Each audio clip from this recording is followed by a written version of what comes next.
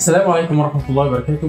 إن شاء الله النهاردة معادنا مع فيديو بيعمل خلاف كبير بين كل الناس اللي بتربي السمك سواء قدام أو جداد، وهو عن الدورة البيولوجية وإزاي تكون الدورة البيولوجية في الحوض بتاعك. إزاي تبدأ الحوض بتاعك يكون بيئة صالحة إن أنت تجيب فيها السمك، وإمتى الدورة البيولوجية في الحوض بتاعك بتبوظ وإمتى بتكتمل. كل ده هنناقشه مع بعض في الفيديو ده إن شاء الله. معاكم عامر مصطفى من قناة عائلة عامر، ويلا بينا نبدأ الفيديو.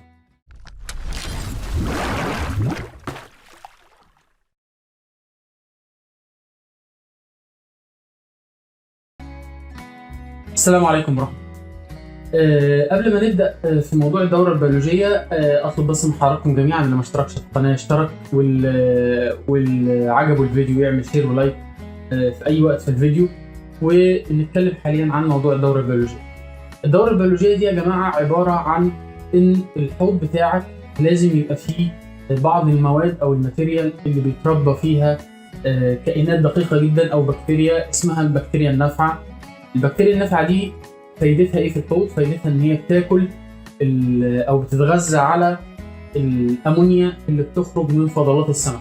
طبعا السمك في بيئته الطبيعية عايش في مياه جارية ومياه بتتغير سواء بالسريان بتاعها او بالامطار، انما انت في الحوض بتاعك السمك عايش وبياكل وبيشرب وبيطلع اخراجاته في نفس المكان، فلازم يبقى فيه سيركل او دورة بيولوجية معينة عشان تحافظ على المية دي نظيفة السمك يقدر يعيش فيها.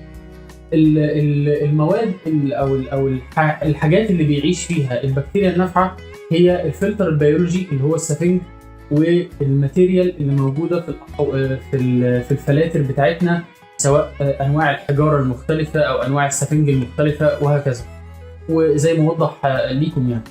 وبالتالي انت محتاج لو عملت حوض جديد وجبت الفلاتر بتاعتك تكون جديده وكل الماتيريال فيها جديد، فكل ده مفيهوش بكتيريا نافعه تاكل الامونيا. وبالتالي لو حطيت ميه في الحوض ونزلت فيها السمك مجرد يوم او يومين وممكن يموت. ليه بقى؟ لكذا سبب. اول سبب لان الكيمياء بتاعه الميه اللي انت حطيته فيها اللي ما فيهاش دوره بيولوجيه مش نفس كيمياء الميه اللي السمك جاي منها اساسا عشان انت تحطه في الحوض من غير ما تعمل الدوره البيولوجيه دي. فدي اولا. ثانيا ان نسبه الامونيا بتزيد في الحوض، وممكن الحوض الجديد تلاقي الميه بتاعته بتبيض بسرعه وبتعمل عقاره بيضاء بسرعه، وده راجع ان مفيش حاجه او مفيش بكتيريا نافعه في الحوض بتاكل الامونيا اللي صادره من مخلفات النباتات. فانت محتاج علشان تعمل دوره بيولوجيه ان انت تعمل الحوض بكل معداته الجديده، ده لو حوض جديد، وتسيبه شغال بالميه بتاعته بالاضاءه بتاعته عشان الاضاءه بتعمل شوية طحالب وكلام من ده، وتولع الإضاءة في الحوض ممكن في الأول 10 ساعات مثلا، وتحط أكل سمك. طبعا أكل سمك تحط كمية ضئيلة جدا، طبعا الحوض ما فيهوش سمك، فالأكل ده بعد يوم ولا حاجة هيبتدي يعفن ويبتدي يتحلل ويطلع منه الأمونيا بقى البكتيريا النافعة دي بتاخدها وبتحولها لنيترات، وبعدين النيترات ده بيتحول نيتريت، وقصه كده يعني ممكن ارسمها لكم دلوقتي رسمه علميه ازاي الدوره البيولوجيه دي بتكتمل لغايه ما الامونيا تطلع تاني والبكتيريا النافعه تاكلها وهكذا. طيب انا عملت الدوره البيولوجيه بعد اسبوع او اسبوعين من تشغيل الحوض بدون اسماك، اجيب سمكتين او 3 ثمنهم مش غالي وابتدي انزلهم في الحوض واجرب يومين. لو السمك ده ما ماتش وفضل عايش ابتدي اجيب السمك بتاعي وانزله في الحوض بالطريقه الموضحه في الفيديو بتاع ازاي اضيف اسماك بشكل امن للحوض، علشان بعمل لها تكيف حراري وكيميائي للميه اللي هي نازله فيها. ده موجود في فيديو خاص بيه. المهم ان كده الدوره البيولوجيه بتاعتك اكتملت. بس هي لما انت تشغل الحوض اسبوعين او 3 اسابيع قبل ما تحط السمك، ده طريقه طبيعيه لتكون الدوره البيولوجيه. يعني انت ما تدخلتش كيميائيا لعمل الدوره البيولوجيه. في ناس بتتدخل كيميائيا ان هي بتجيب بكتيريا نافعه، سواء بكتيريا نافعه مستورده او بكتيريا نافعه من محلات كبيره من محلات السمك اللي بتبيعها وتضيفها للحوض. وانا رايي ان حتى لو عملت كده لازم على الاقل تسيب الحوض اسبوع شغال. طيب في ناس هتحلف في الكومنتات، وفي ناس اصحاب قنوات كبيره جدا انا شفتهم بعينيا بيقولوا الدوره البيولوجيه دي بلح، والدوره البيولوجيه دي حاجه مش حقيقيه والسمك مش محتاجها. انا معاهم في القصه دي في حاله واحده فقط. لو انت بتعمل حوض جديد لكن بتحط في الحوض بتاعك فلاتر وفلاتر فيها ميديا قديمه، يعني كانت شغاله حوض قبل كده والفلاتر الاسفنجيه دي او الميديا اللي في الفلاتر دي اوريدي فيها بكتيريا نافعه. في ناس ممكن يروح لبتاع السمك يقول له انا عايز الفلتر القديم ده اشغله عندي. فلما بياخد الفلتر القديم هو انت كده اشتريت او خدت بيت البكتيريا، فانت مش محتاج تعمل دوره بيولوجيه، لان انت مجرد ما هتحط الميه في الحوض اوريدي الدوره البيولوجيه متكونه في الميديا او الفلتر ده، تقدر تحط السمك في نفس اليوم او ثاني يوم. فانا شفت ناس بتعمل كده، ان هي عندها كم فلاتر كبير واحواض كتيره، ممكن يقوم مفضي مثلا حوض ويقول انا هربي فيه اوسكار او هربي فيه جوبي او هربي فيه اي نوع من انواع السمك، يقوم مالي الحوض وهو عنده الفلاتر القديمه جوه الحوض وعنده بعض الحجاره او بعض الميديا القديمه اوريدي جوه الحوض، يملى الميه ويحط السمك ويثبت في الفيديو ان الدوره البيولوجيه ملهاش لازمه. ايوه، لان انت استخدمت مواد عايش فيها البكتيريا النافعه، فانت ما محتاجش الدوره البيولوجيه.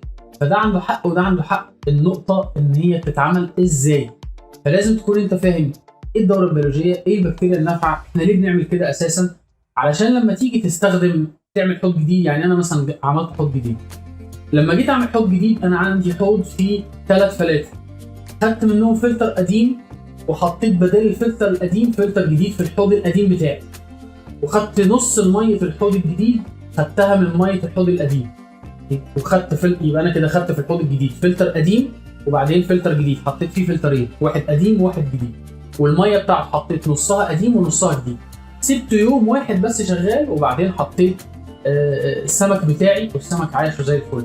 انا كده ما عملتش دوره بيولوجيه؟ لا، انا اوريدي بدات الحوض وهو فيه دوره بيولوجيه، سواء الميه اللي انا خدتها من الحوض القديم اللي هي عباره عن الكيمياء، التركيبه الكيميائيه بتاعه الميه تركيبه حيويه ومناسبه للسمك، او الفلتر القديم اللي انا حطيته مع الميه اللي بيساعد الفلتر الجديد ان يتكون فيه البكتيريا النافعه بسرعه، وفي نفس الوقت هو بيقوم بدوره في الحوض، وفي نفس الوقت انت ما حملتش على الحوض الجديد بسمك كتير مره واحده يرفع نسبه الامونيا وما يكونش في حاجه بتاكل الامونيا دي جوه الحوض بتاعك. طيب، من الحاجات اللي بتاكل الامونيا وتساعدك على الدوره البيولوجيه الزرع الطبيعي، لان الجذور بتاعته في التربه بتاكل الامونيا الناتجه عن تحلل اخراج السمك. النباتات الطافيه ودي بتسحب الامونيا من الميه على وش الميه، وقبل كده انا شرح لكم في الفيديو ده ازاي زراعه البطاطا وقد ايه ان جذور نبته البطاطا ممكن تسحب الامونيا من الميه، واي نباتات طافيه عامه او اي جذور هتدخل جوه الميه هتسحب منها الامونيا بقدر معين هيساعدك في الميه. الحاجه الثانيه اللي بتحافظ على البيئه نظيفه والدوره البيولوجيه هي استخدام الملح بقدر معين والميثيلين بقدر معين، وده موجود في الفيديو اللي هو موجود في القناه اللي هو ازاي تحافظ على مياه الحوض بتاعتك كريستال ونظيف. انا اتمنى ان موضوع الدوره البيولوجيه ما ياخدش اكبر من حجمه، وانا زي ما انتم شايفين في الفيديو شيرت التجربه بتاعتي تاسيس حوض جديد تماما، وكانت الفلاتر بتاعتي جديده تماما. انا قعدت على الحوض حوالي اسبوع او 10 ايام عبال ما شغلت، عبال ما نزلت فيه السمك، وبعدين بدات بسمكتين لما عاشوا، وبعد اسبوعين جبت سمك، وصدقوني يا جماعه والله بعد اسبوعين جبت 4 أو 5 انواع من السمك، كل الانواع عاشت وكملت في الحوض ما عدا مثلا الدوارف جرامي. الدوارف جرامي ما استحملش ان الحوض ما زال تبقى الدوره البيولوجيه بتاعته مش كامله بنسبه 100%، رغم ان انا كنت سايب الحوض شغال قبلها باسبوعين او اسبوعين ونص. وبالتالي موضوع الدوره البيولوجيه ده انت محتاج تهتم بيه وتجربه. انا رايي ما تجيبش في اي حوض جديد سمك غالي خالص زي الاوسكار او زي الديسكس. سمك الديسكس ممكن السمكه تبدا ب 250 جنيه وانت طالع حسب حجمها وعمرها، وبالتالي انت ممكن تحط ب 1000 او ب 2000 جنيه سمك في حوض. السمك ده يروح منك بسبب ان انت استعجلت وان انت كنت حابب جدا تشوف السمك وتكون الحوض بتاعك وكلام ده. فانت لو صبرت على الحوض بتاعك وجربت فيه بسمك ثمنه رخيص وثمنه مش غالي عشان حتى لو فقدته ما يبقاش فيه مشكله وتقدر تعوضه، اعتقد ان كده اقدر اقول لك مبروك على حوض السمك الجديد بتاعك. اتمنى ان انتوا تكونوا عاملين شير للفيديو ولايك للفيديو واشتراك في القناه لو عجبكم الفيديو، واشوفكم على خير ان شاء الله. واللي ليه اسئله يسالني في التعليقات وانا تحت امركم. والسلام عليكم ورحمه الله وبركاته.